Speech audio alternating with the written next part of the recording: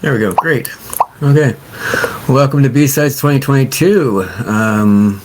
Jenn and Darren are going to talk about TraceLabs OSINT CTF and their voyage through the TraceLabs CTF and their inaugural experience into that. So, Jenn, nice airplane. Awesome. Okay, Jenn, I'll let you kick it off there. Yeah, and sorry, I missed that. The SkyTrain. Yeah, that's what it was. Awesome.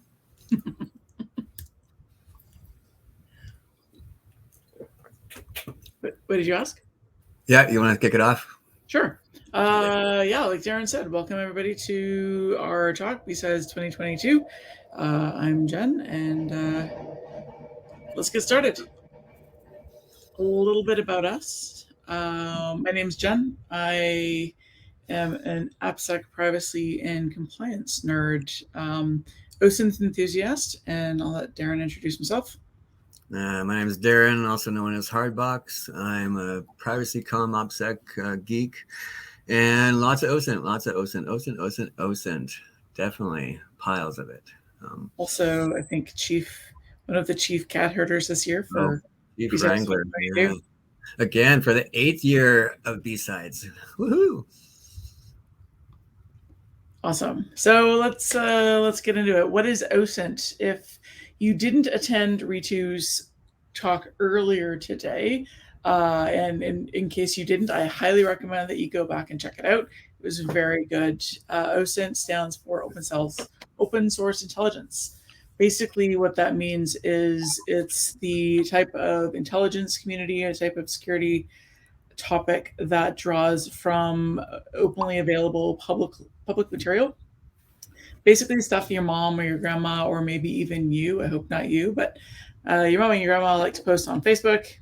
A little bit about TraceLabs. We're going to be talking about the TraceLabs CTF. TraceLabs is a Canadian nonprofit organization, and their mission is to facilitate and accelerate the family reunification of missing persons. Well, on the other side of that is to train OSINT enthusiasts up on the tradecraft. And so what is TraceLabs CTF?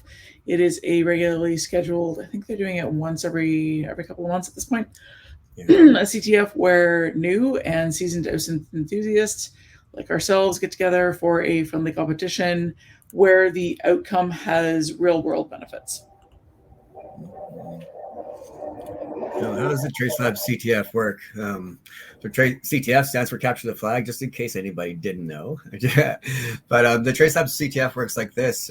Basically, you create an account on the platform, that the CTF TraceLabs platform that they have. You can join a team or create a team. A team of 1 is fine, up to 4 people.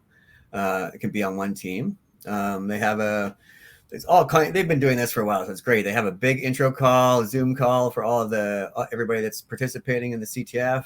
Usually there's about 600 people in each CTF that participate, all total. They go over the rules of engagement, and some of this is really important because this is not, you're looking at real missing people. So there's definitely some great rules of engagement that are really important. Some things like no password resets and things like that. We'll talk a little bit more about in a little bit.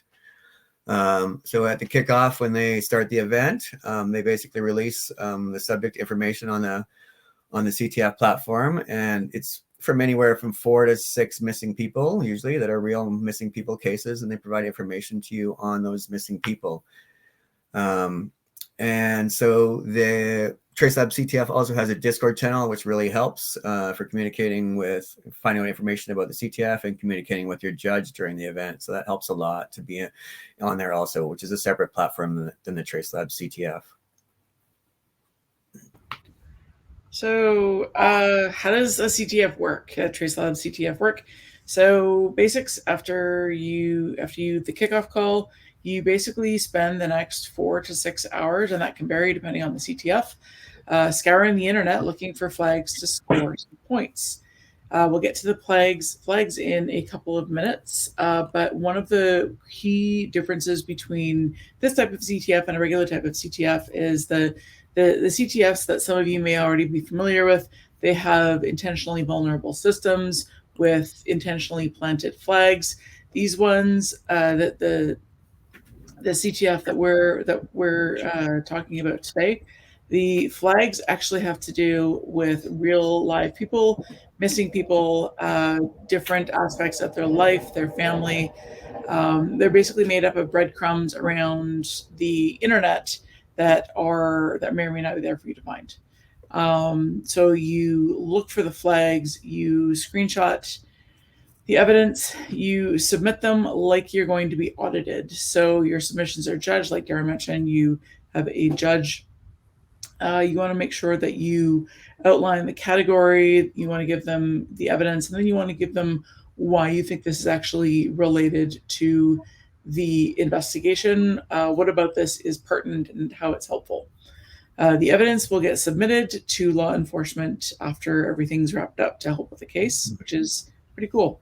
There is a strict no contact rule. The subject or the subject's family are often dealing with some really painful feelings, and obviously, like if you know somebody that's gone missing, you know how devastating that can be. So, I mean, imagine if you've got 600 OSINT enthusiasts suddenly adding you to Facebook or adding you to Instagram. It can also really damage the hard work that the investigators have put into the case to date. Mm-hmm. Yeah, you got it. Like we're saying, no password resets. Exactly. 600 people or 300 people doing password resets is not good. This is not often, if the missing person doesn't want to be found, it can also tip them off that someone is looking for them. Mm-hmm. Yeah.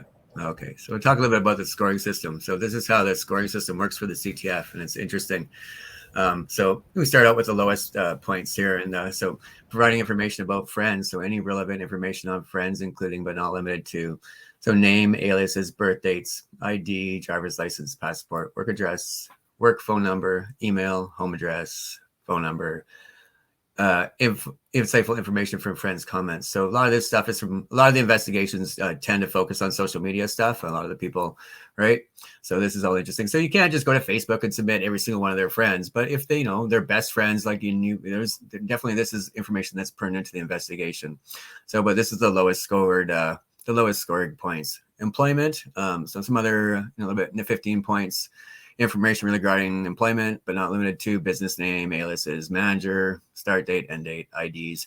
You might send some photos and they're wearing the McDonald's shirt, etc. You name it, things like that. Social media handle of their employer, etc. Things like that. When they start and give us the information, they give you very little information. They might give you like a little blurb and a link to a missing person site. You get a little information. You know their name. You know what's going on. You know a little bit about how long they've been missing, and what country they're from. And the people are missing. We get every time there is people from all over the world missing. So last couple of events, there's been a couple of people from the United States. There's been somebody from Canada. There's been somebody from Australia. There's been people from England. So it varies every event. Yeah. Just continuing on the scoring system. In case we didn't mention it, or in case you haven't figured it out, these are all of the flags that you're looking for. So your family gets a little bit more points there, a little bit harder to find. So mom, dad, brother, sister, extended family, cousins, aunts, uncles, etc. What are their IDs? What are their birth dates? What are their information, their PII, if you will, or any insightful information from families' comments around where they might be, or the date that they went missing, or the date that they were last seen, that kind of thing. Again, home, a lot of the times the subject's home isn't published on the internet, but you might be able to find what street they were on, and then using other photos from websites that they've posted to figure out which house they grew up in, or which house that they've most recently lived in, where they are, landlord's name, recent accommodations, any habits that they have. Do they go couch surfing, that kind of thing. Mm-hmm. This is a good one too. I'll mention them, but of course, risks in the immediate area. Sex offenders, of course, these are all very pertinent things to an investigation. And habits, it says couch surfing, but one of the other things, which is possibly pertinent to missing people, some of the other habits could be drug use, smoking weed. A lot of the people would, it might be pertinent to the investigation, it might not be, but in a lot of past events, we'll see teenagers and they're posting photos of them drinking and smoking and whatever on Instagram, and these are all pertinent. They're pertinent to an investigation, definitely. So they're all worth points.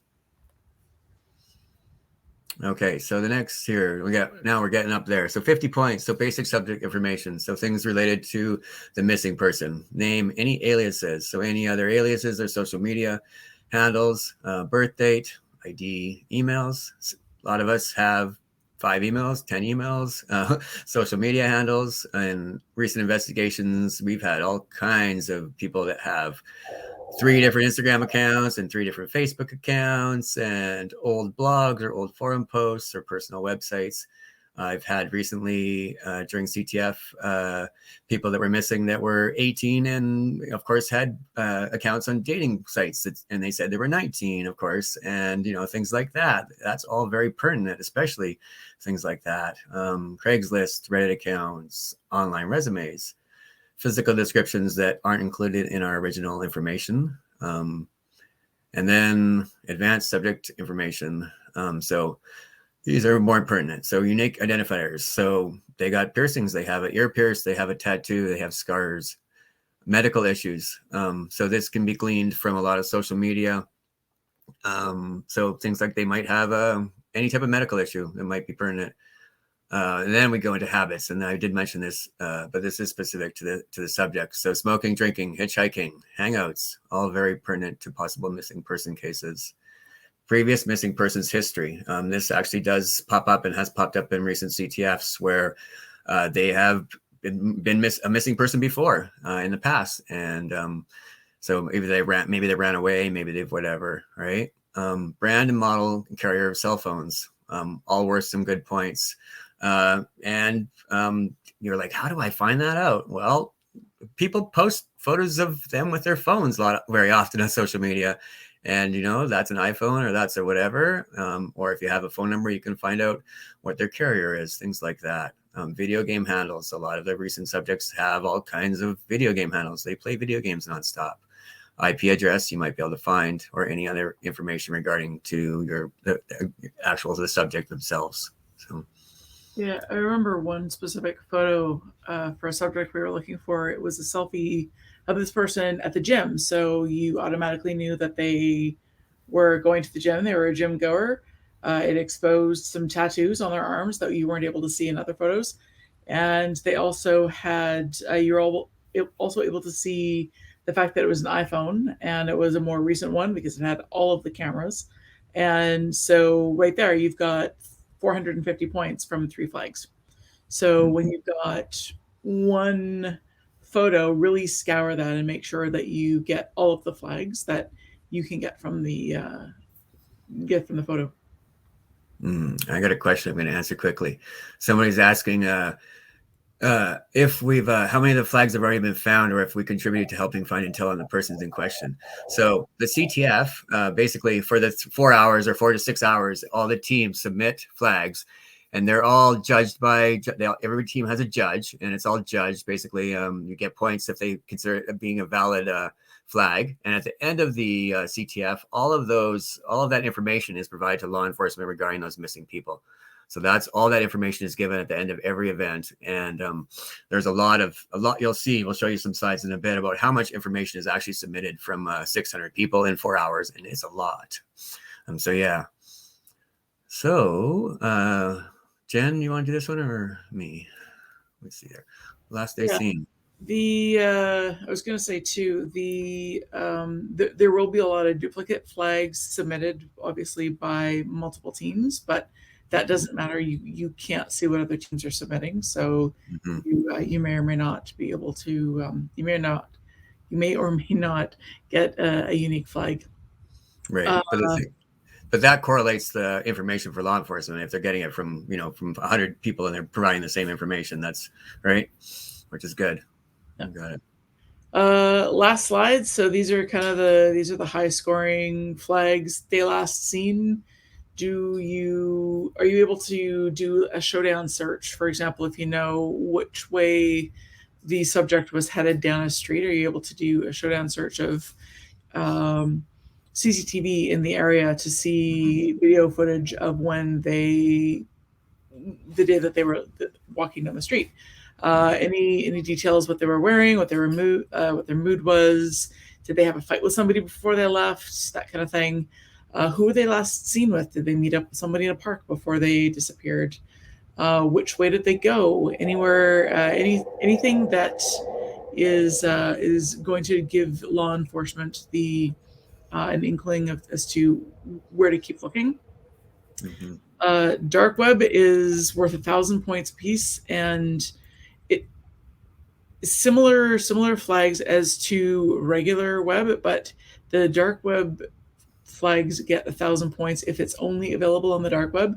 So for example, if you've got a Facebook page for the person on the dark web, but it also lives on the regular web, it doesn't count as dark web. It counts as, I think, advanced subject info. Yeah. And then location, if you can prove that you know where the individual is now, alive or dead. Obituaries don't count, unfortunately, but if you can prove that you know where they are, then that's worth 5,000 points. Yeah. A quick couple of comments about this this slide here. Yeah, so last day seen, it's definitely in recent investigations, we've had people that posted Instagram nonstop about where they were going and the trips that they went. So they had posts about like where they were going on their last day seen. All that stuff is really interesting and pertinent. These points are a lot harder to get. The dark web points, usually every event, there's like maybe 10 of these that are awarded, and the location points are rare. Every other event there might be somebody awarded with that, but it does happen. It has happened in events that I've taken part in, that somebody's got that location 5,000 points there. Yeah. All right. Tickets. I'll talk about tickets.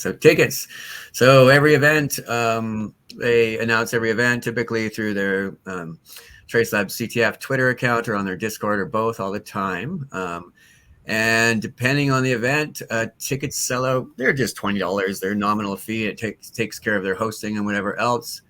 But tickets can sell out very quickly depending on what event. I took part in the TraceLabs event at DEF CON last year, and it sold out in 4 hours.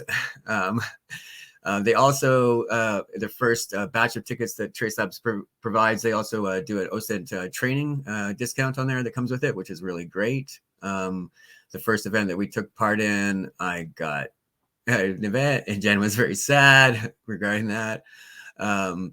So after you get the tickets, basically, as I was talking about earlier, you can set up a team. It's pretty easy. One person sets up a team, and they send the invite code, and you can have up to 4 members. And the first time that me and Jen tried, was it just how many people? Or was it just me and? It was just the two of us. Just the two of us, right? Exactly. So you can do it by yourself. You can do it with 2 people. You can do it with 4 people, and of course that varies. It definitely there's a little bit of a learning curve and just figuring things out, but it is interesting. The scoring platform is, it's like you gotta look at what's worth points. It's not just like go down the rabbit hole, and that's very easy to do. Going down the rabbit hole and looking for information about somebody, and like, oh, there's 2 hours. Wow, 4 hours, 4 to 6 hours goes very quickly. Yeah, it's actually worth mentioning that in subsequent OSINT competitions and TraceLabs CTFs, I have been able to get the training, and it's actually worthwhile. So if you're interested in signing up, sign up early and you get the training. Mm-hmm. Tools, prep 2. My tools were, I'm an OSINT newbie, so multiple search engines. I heavily relied on the Michael Bazell books, YouTube, Darren. Darren was a really big source of info for me. I used Sublime to keep all of my notes. Darren's got all of the tools, which we've got a link to his Start Me page, which I also used because Darren does this frequently. He's a lot better at this than I am still, even after all the practice.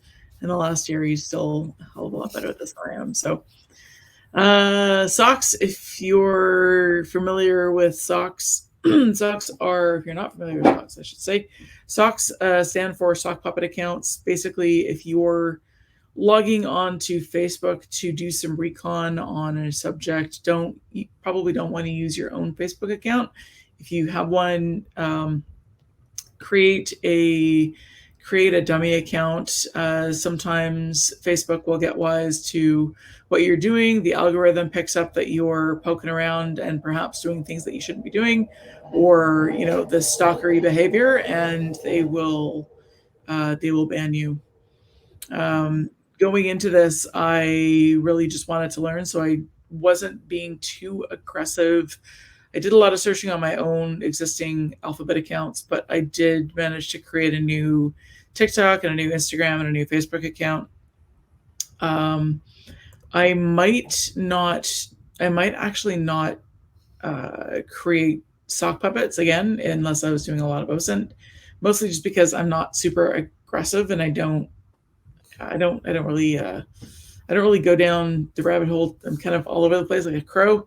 Darren, apparently, yeah, you've got a lot of passive research socks that you've had set up in the past. Yeah, I do a lot of other OSINT work. So I have different socks that are they're passive research socks that are just used for research. I also have non-passive socks that have personas that portray a part that into that investigation that I'm working on. So they might be they might be whoever, like depends on the investigation, right? So but research socks, I feel that research socks are pretty good because it means that your account, like people see when you're looking at their profile on Facebook, you show up as a friend occasionally if you look at their profile enough times, right?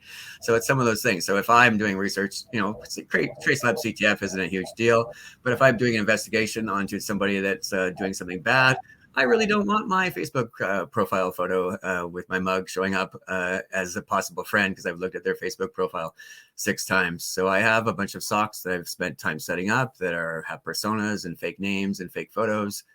And so they're going to see John Smith or Sally Smith has been looked at their profile maybe, and not Darren Thurston Hardbox. So that's depending on TraceLabs CTF isn't a huge,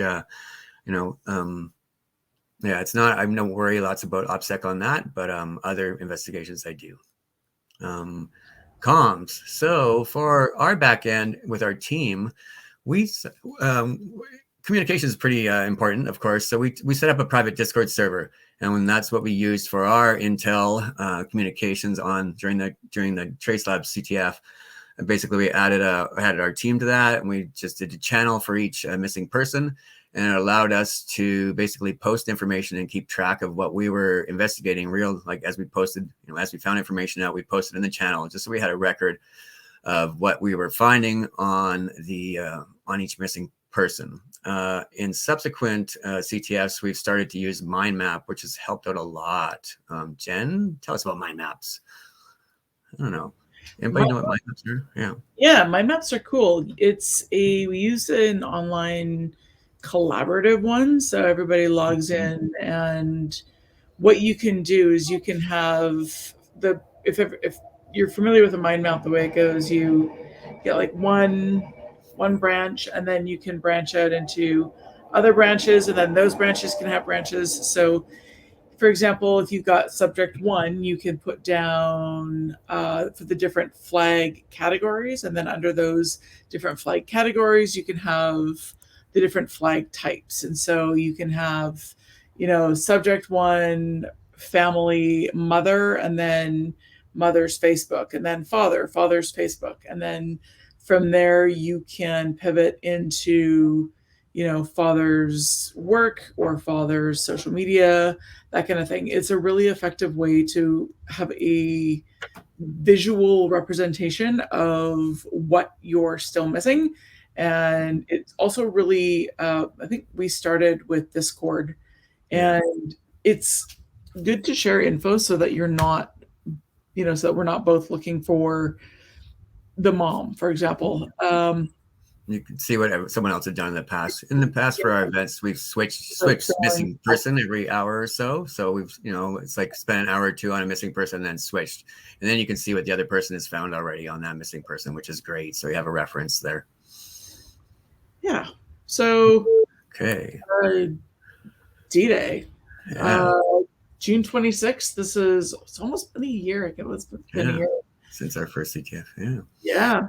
Kickoff started at 8:00 in the morning. It was a long day. CTF started at 9. So there's an hour of sort of intros, welcomes, plays by the rules. 4 subjects to look for on our first CTF, but there's been between 4 and 6 other times.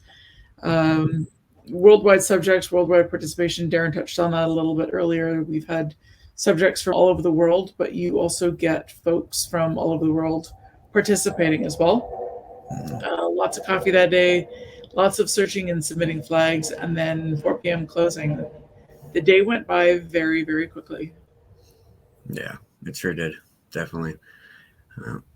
Okay, here we can get an idea of what the back end of the TraceLabs CTF looks like here. So basically, when you get your people that are missing, you get some information. It shows you what's going on. This is sort of the back end of the CTF. It'll show you the place they're missing from and how many days they've been missing from. And here you can see things that we've submitted and that were rejected. It shows you a little bit. It shows you that there's 1 minute left here. So this was at the end of our first CTF. Got it. And yes, we blanked out their names. A little bit more here. So you can see here, if you click on one of them, you can see the flags that have been submitted, and you can see a couple things here. Cell phone carrier. Oh, I'm going to make that smaller here. 1 sec. There we go. Cell phone carrier, advanced subject information, basic information, social media sites, things like that we submitted that were approved.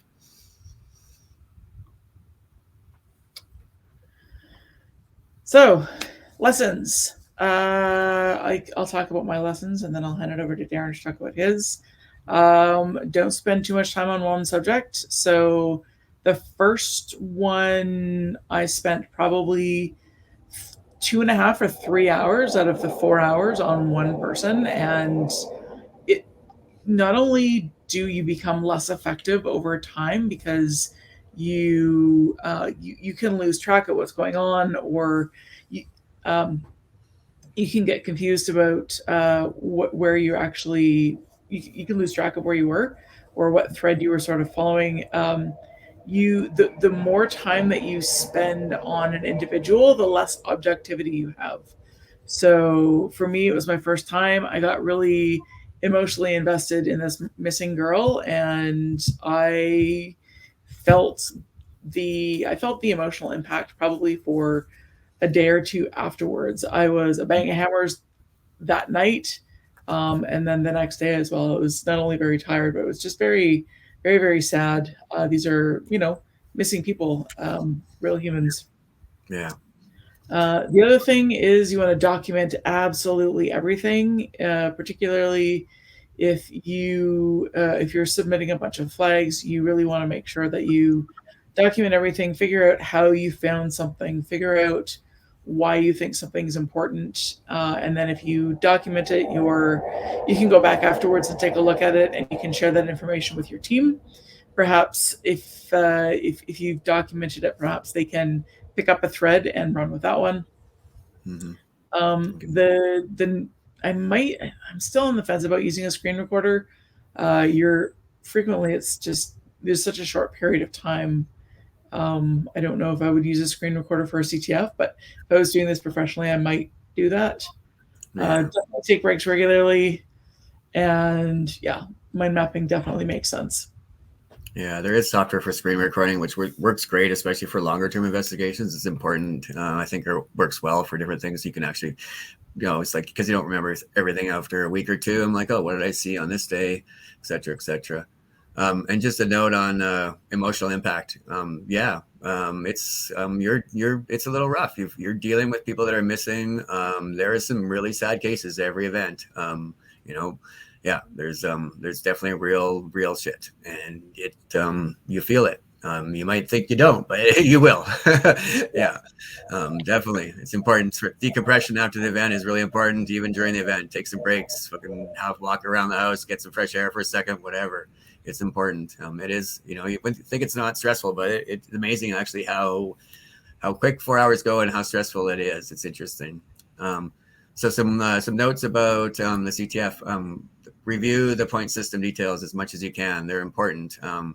And this is a CTF, well, it is real world, but those points are important. So you could go down the rabbit hole for an hour or two and find one flag or two flags. But so paying attention to those, what you get points for is important, and submitting.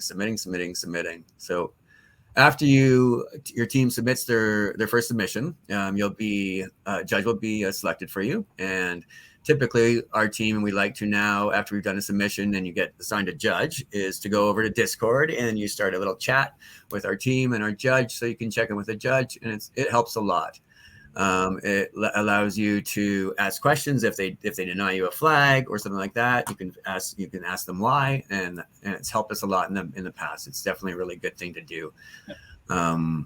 Coordinating with your team members. So typically in the past for our 4-hour events, we've checked in at the start, had a voice check-in, and then every hour we've had a voice check-in, and typically then maybe switch to a new subject, or if somebody's doing really great and digging into something, then one team member will work on a missing person for 2 hours or something, and rotate a little bit, and that helps things definitely. So document. The mind map worked great, and we've used that more in the last couple of events because you can see everything all at once on one page. It works really well. You can put links in, you can put photos in, you can do whatever. I've liked that lots. It's helped. It's a good way, we've found out. Yeah. Okay, some of the tools we like to use. These are just we'll make these slides available, and a link will be available at the end. I know I posted one earlier in the chat, but a couple of my favorite tools here. Epios Mail Checker, which is great. It checks for Google accounts, and you can put in an email. And even if it's not a Gmail account, you know what? People have Google services that aren't Gmail accounts. So it'll give you information. If you have a profile photo, it's going to give them that. If you've done a whole bunch of reviews on Google Maps, you know what? A lot of those are public. Most of those are public, and it's very easy to see where those, you've done reviews in Austin, Texas for the last 6 months. You can see all that. It's very interesting what it shows. Username check. What's my name app? That's my first place I go when I find a username. This website here, if you give it a username, Hardbox or Hardmac or whatever, it's going to tell you, it's going to check about, I'm not sure what it's at now, 90 sites or so. It's going to check those 90 sites and tell you where that username is used and provide you links to those sites. So it's great. It's my first stop for user accounts.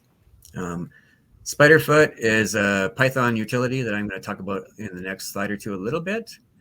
OSINT framework is a basic OSINT framework that talks all about OSINT investigations and different types of different methods of OSINT investigation. And basically, it's a very big framework and it has a lot of links on it. It's a very good place to go to just to look, do some research for when you're looking at OSINT techniques. Multiple search engines. So yeah, not just Google, not just Bing. There's all kinds of search engines out there, and they provide you all kinds of different results. Another mention on this is that when you're searching from a search engine, I like to use a VPN, because if my VPN is set to Chicago and my missing people are from Chicago, I actually get different search results when I'm coming from Chicago and I'm not coming from Canada. And you will find that when you're doing research over time.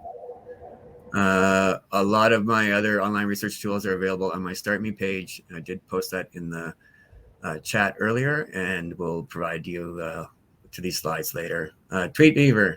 Tweetbeaver is my best. Everybody likes Tweetbeaver. Tweetbeaver provides you all kinds of information on Twitter accounts. So it'll give you their timeline. It will give you a list of, allow you to export timeline, users, friends, account information. It'll allow you to look at two different Twitter accounts against each other and see followers or things like that in common, things like that. It's great. It's definitely a great tool for Twitter. And there's good people behind TweetBeaver. They're awesome peeps.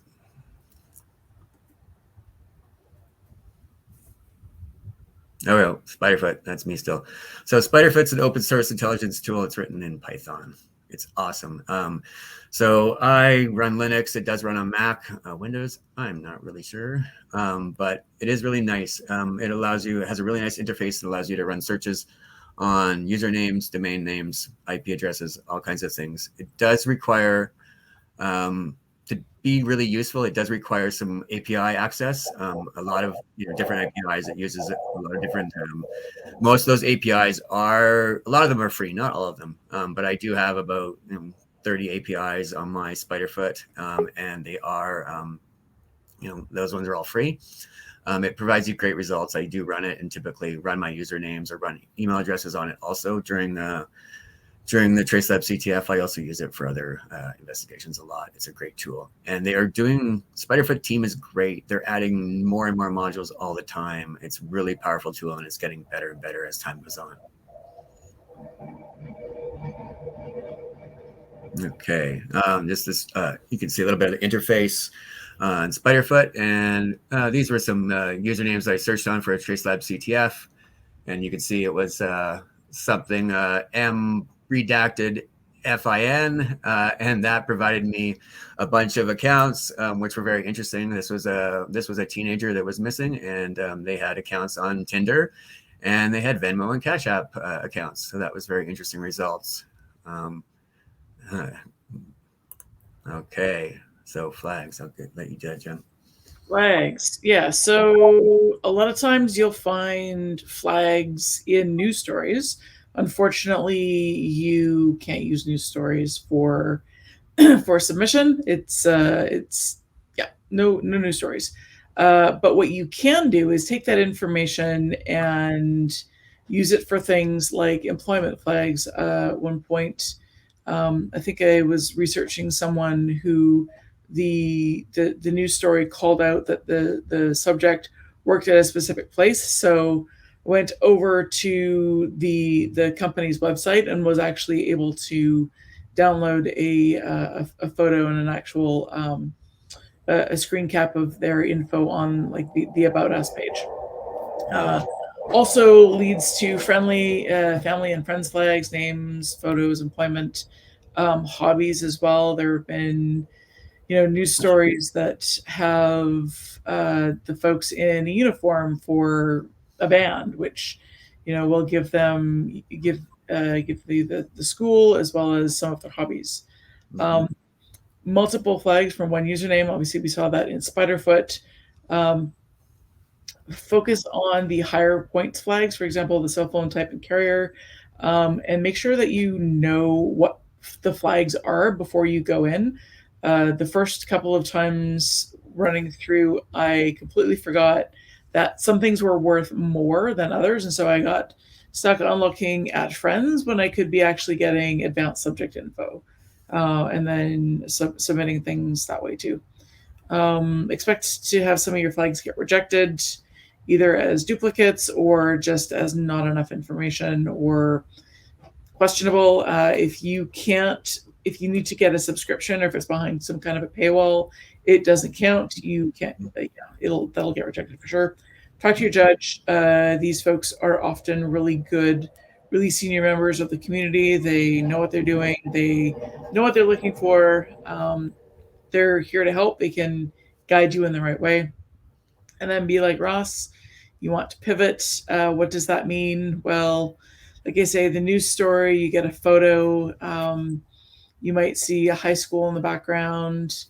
So you get the school. If you see a photo of a couple folks together, and you see something in the background, them leaning against a car or something like that, you'll be able to pivot to the type of car, the make, model.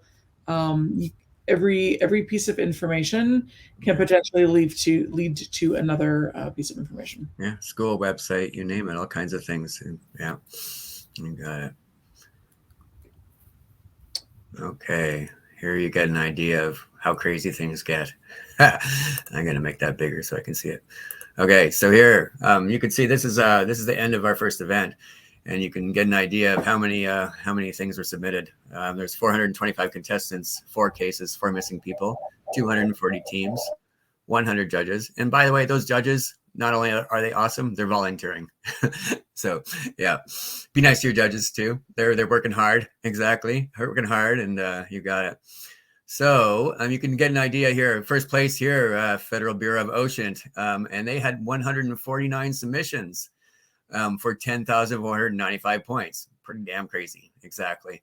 And as you can see, you'll see the score here. They're at the very top here, and they took off. They've got a lot of points. And the top 10 teams here all are pretty experienced OSINT people. They typically take part in the TraceLabs CTF most events. A lot of them probably.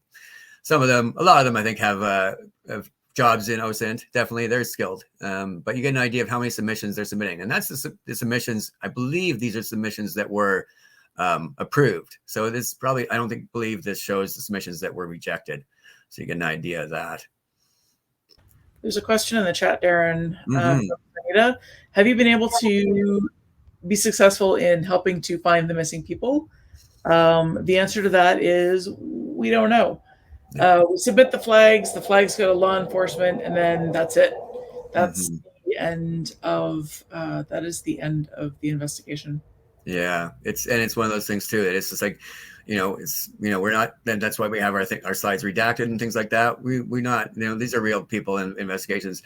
I hope it has. I don't know for sure. We don't get any feedback from TraceLabs CTF, and I don't expect anything. Of course, we'd like to know, but it's one of those things. I hope that they've found some missing people, but we don't really know for sure. Yeah, you got it.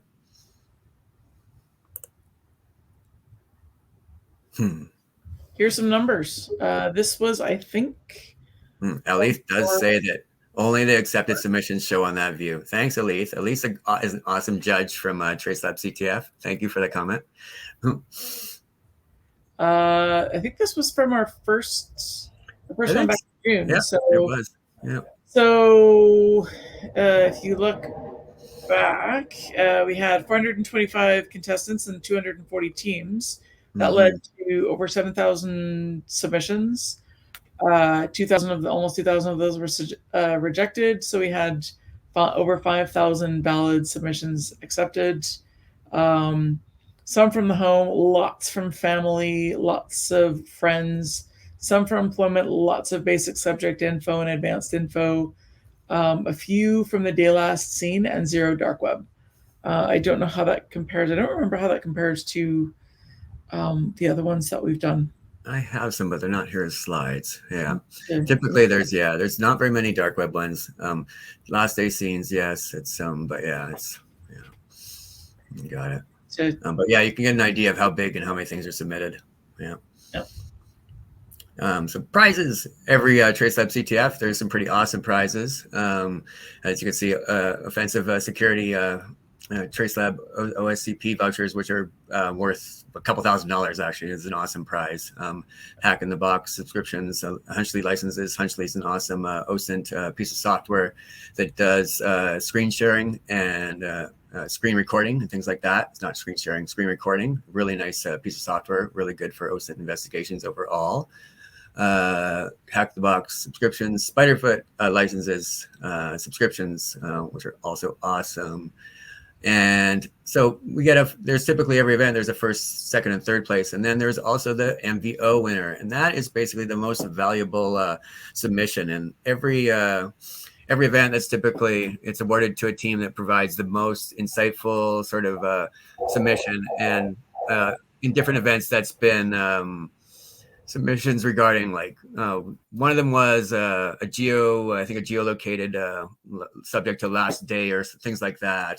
They're basically submissions that were well thought out and definitely probably unique to a lot of or most of the other submissions that we receive for each TraceLabs CTF. You got it. Most valuable OSINT. You got it. Yeah. And yeah, TraceLabs is from Vancouver, it's from Vancouver, and they're good people. Definitely, they've sponsored B-sides in the past. So this is how we did in our first event. 37th out of 240. Yeah. So this is 29 submissions, 1,910 points. Nothing compared to the top 10 teams, but I was pretty happy with it. I think Jenn was pretty happy with that. Yeah. Yeah, we did 29 submissions, got 1,900 points, and yeah, definitely pretty happy with that. I've done, I think most of our events we placed in the top about 30 to 40 teams. One I did by myself at DEF CON, I placed in the top 30, which was awesome. And so yeah, we're pretty happy with those results. So what you're saying is I'm slowing you down. No, hell no. You missed the last one. You were slowing me down with the last one. You missed it. Okay, here's some resources. The slides QR code does not lead to anything malicious. I don't think Darren created it. Nope. If you don't like it, you can blame him. Those are the slides. So resources, the search party link, Intel techniques, Darren's start page again, OSINT framework, the Sans blog on OSINT, GitHub on search party write-ups. That's actually one thing that we forgot. Awesome. Yeah, looking at other people's write-ups is really handy. It's been a lot of fun. And then the OSINT map. I think I actually want to update this to include Ritu's resources while I took a look after the presentation this morning, and I think they're worth including in here. So there's a lot of resources. We could have 10 slides, but yeah, there's some of these will get you some good places. You got it. That's for sure. Yeah. We have a couple. Is the next is it Elith is the next CTF at DEF CON?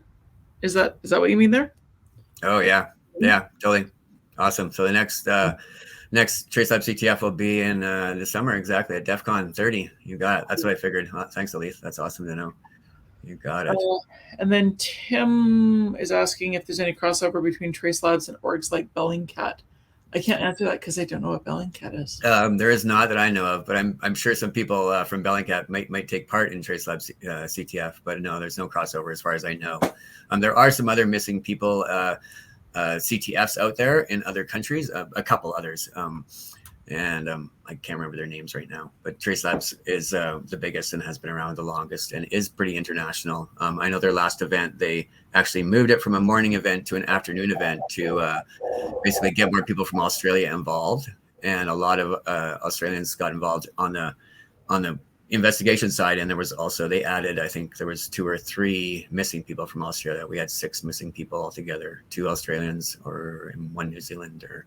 So it was interesting. And it's interesting because people from the United States are really easy to find. There's a lot of information available typically, but people from Canada aren't. We have really good privacy laws in Canada, and people from the UK and Australia and other countries definitely have different. It's harder and easier to find from different countries, right? And so it's interesting to brush up on those skills and try and find different people from different places. How does OSINT map compare to Obsidian? If you mean Obsidian, the note-taking tool? Yes. I think that they're... I haven't explored Obsidian enough to know whether or not there's a mind map tool. I believe there is. I haven't played with Obsidian a lot. I know that a lot of OSINT people are really pushing, really happy with Obsidian. I've tried it a little bit. I like the mind map because it's one view and we can do a share with all the team members. Obsidian might be a little overkill for a 4-hour CTF, but Obsidian is like awesome. But it might be a lot for just for a 4-hour CTF. Yeah. Actually just introduced to Obsidian a couple days ago, so haven't explored its full potential yet. Okay, so I think we got a couple more questions. So that's our contact information, and then we have, exactly. Awesome. Does anyone have questions? Yeah, I'm gonna see here. I'm just looking. Wait, let me look over here. Okay. Just checking up here. Okay. No other questions there. Okay, one over there. Let's see. Web breacher. Yeah. Obsidian. Awesome, Tim. You got it. Yeah, good stuff. Yeah, it is good. It's pretty powerful. It's pretty awesome. I like Obsidian. It does take a little bit of a learning curve, but it's pretty awesome for investigations and note taking. There's a lot of plugins and different fun stuff with it. I think it might be a little bit overkill for a 4-hour CTF, but it's pretty neat. So if there's no other questions, are we on time? Whoa, look at that. We're 10 minutes early. Yeah, okay. That's all right. Darren and I are both on Slack. We're both on Twitter. I will post a link to the slides on the main chat there, so you don't have to scan that QR code. This one here, if you want to scan it, go for it. But I'll post the link actually to my GitHub, which you can find under Hardbox if you want to search for it, and you'll see the slides there, and you can download them. But I'll post a link in a little bit in the main chat so people can find it and download it if they'd like to download our slides. Awesome. Okay. I'm going to kick us off here, the slide, because I have the power to do that. And have a nice B-Sides 2022. I think they're going to get Scott up here in 5 minutes or 10 minutes or so. Thanks, everybody. Thanks, Jen. You guys have a good B-Sides 2022. Take care.